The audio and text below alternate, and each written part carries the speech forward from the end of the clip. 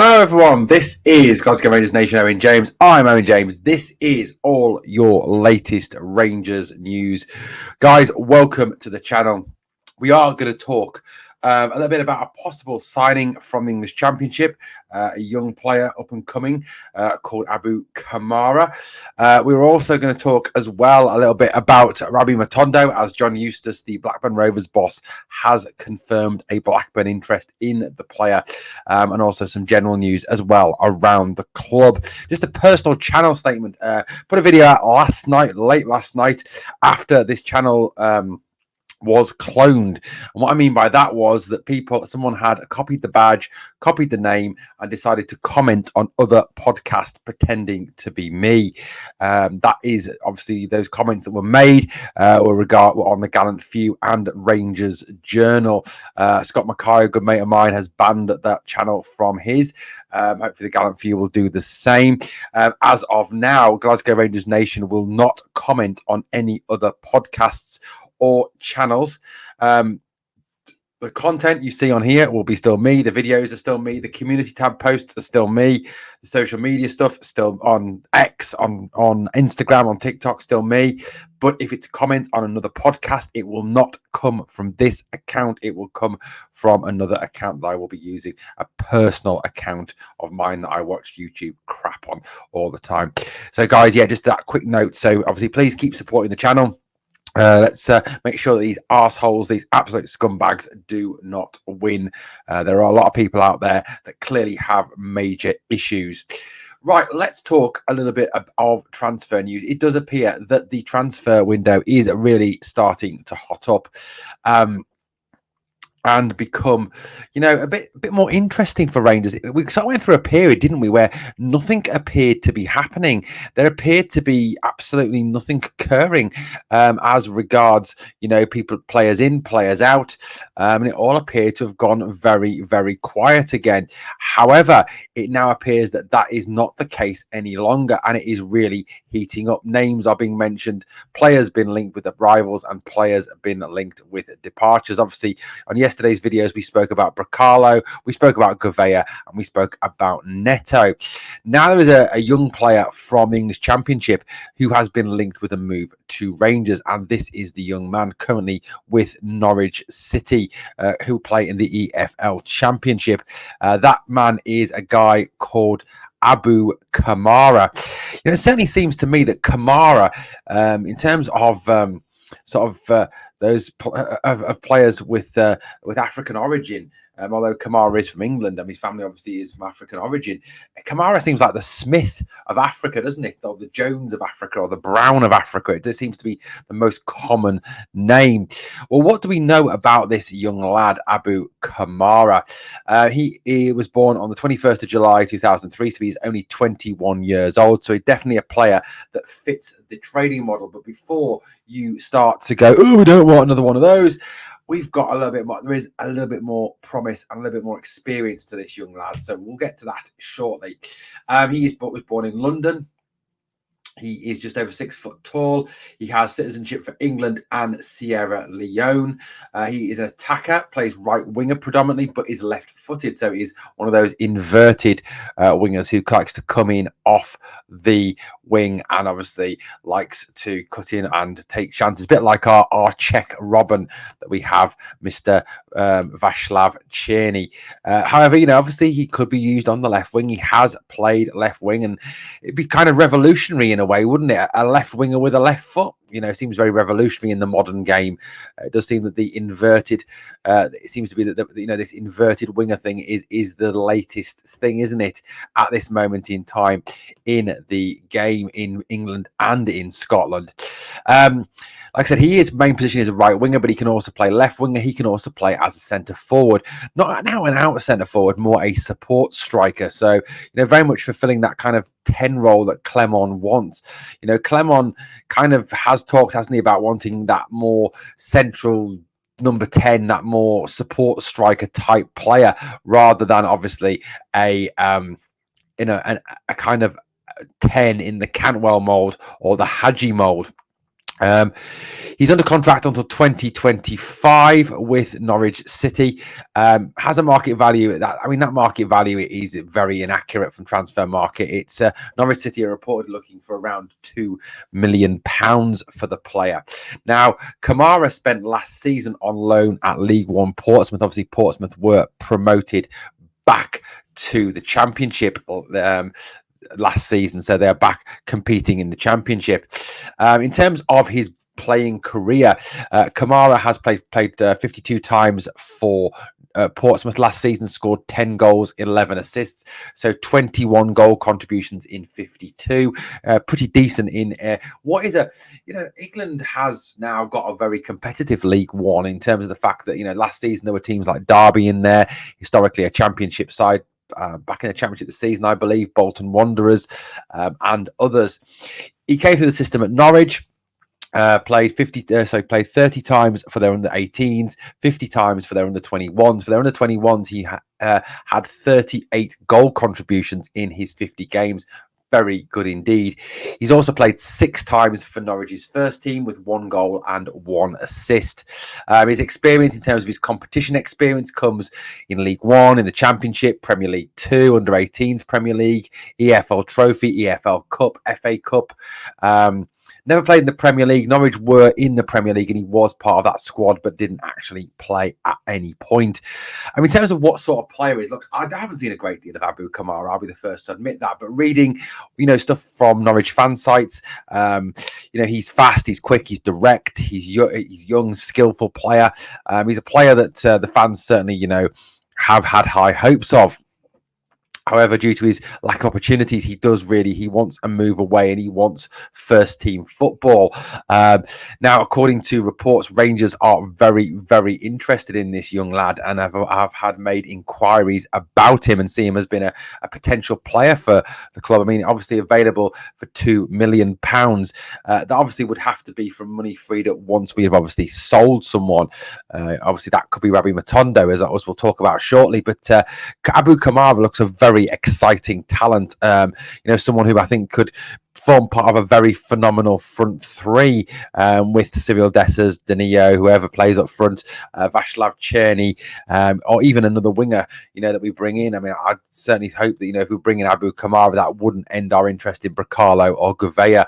I think they're both very, very good players and could really add to this squad. So exciting news about Abu Kamara, another young, talented player. But like I said, a player who has got, 50, 60 appearances in first team football is not coming to the club like Clinton Nsiala, having never played first team football, or to some degree Hamza Igman, who's only played in Morocco. This is a guy who's played in England, League One, Championship.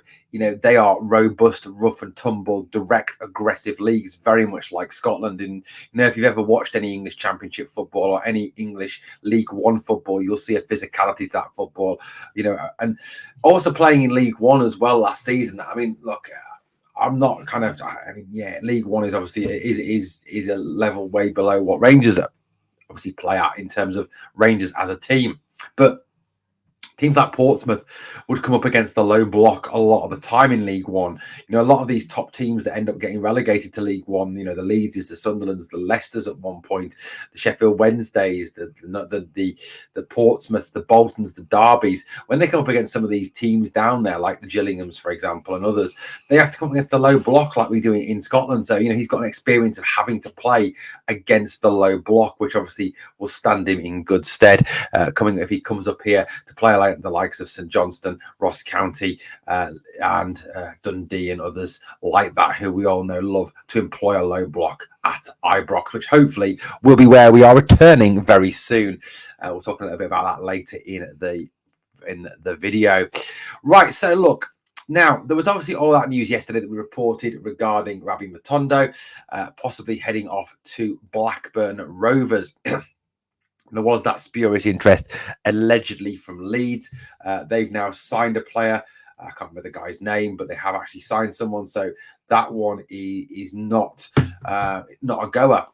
Certainly not something that we'll see very, very soon to Leeds. However, John Eustace, who is the current Blackburn Rovers manager, who replaced Yandal Thomason last season as the Rovers manager, has spoken about transfer targets, and he's spoken about the fact that Blackburn are still looking to strengthen their squad. They do want to bring in more players, they do want to get more bodies over the line, and they do want to strengthen their challenge this season in what is going to be a very competitive EFL Championship.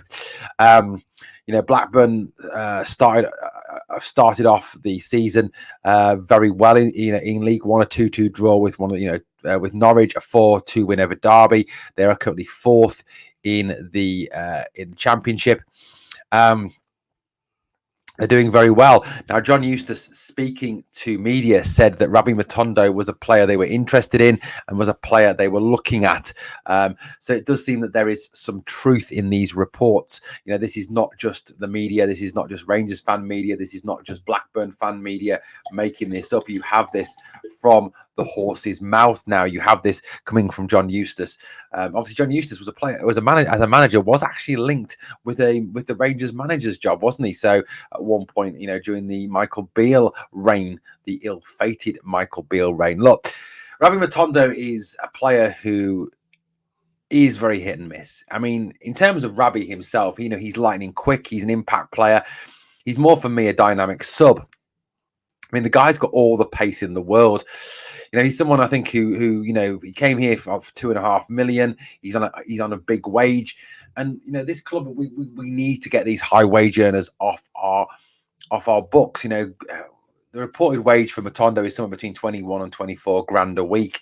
So, if we can clear Matondo off the wage bill, this will help to continue to substantially lower the wage bill. I mean, the wage bill has been lowered to this point with the departures of Barisic, Lundstrom, Roof, Goldson, Lammers, etc. But, it's felt that if we can get someone like Matondo off as well, that will also substantially lower the wages. Look, Rabbi is a decent player. The one thing I'd say about Rabbi is at times his legs seem to work quicker than his brain. He seems to be able to go past people and forget he's got the ball. But other moments he's capable of absolute brilliance, like the goal against Celtic, like the goal against PSV, for example, last season. Rabbi, I think, played well in the last time out for us against Motherwell. He linked exceptionally well with Jefte or whatever he's called. He did very well there. Even though some fans didn't rate his performance, I thought he did okay. So, he will be a miss, but look, we are committed to getting this wage bill down. We are committed to getting these types of players off our wage bill, to bring in new talent. And if we're going to truly bring in new talent, then players like Rabbi Matondo are those that will need to be sold. Like I said, Eustace has confirmed that Rabbi Matondo is one of the couple of names that has been put to him, and that he is certainly considering. So, like I said, this is definitely a goer, definitely something that is very much been considered by the Lancashire club. So, look, it's all good news. It's positive. If, like I said, we do know that as a club, we do need to shift players. That is just a plain fact of the matter. And if we can shift Rabbi off, along with a couple of others, then it obviously will give us a lot of freedom and financial freedom to actually add to this squad. And that's what we need to do at the end of the day. We do need to add to this squad. We cannot, after the 30th of August, be going into the rest, not the rest of the season, but at least the season until January with this squad. I think even the most optimistic of Rangers fans can look at this present squad and see that they are not good enough to compete. They are not good enough to overhaul Celtic at this moment in time. We do need to add bodies to the squad. We do need to add more strength in depth, and we do need to add more quality. So the departure of Rabbi Matondo would certainly aid that, and that could enable us to bring in someone like Joseph Bracala and Abu Kamara, Joseph Bracalo and Abu Kamara, or a Thiago Gouveia, or a Martin Neto, another player who was obviously linked yesterday. So, look, that's where we're up to, and that is something that, like I said, at least it shows that is an official report. Positive news about the ground. The ground does seem to be progressing well. It looks like all the steels are now in place, which is good news.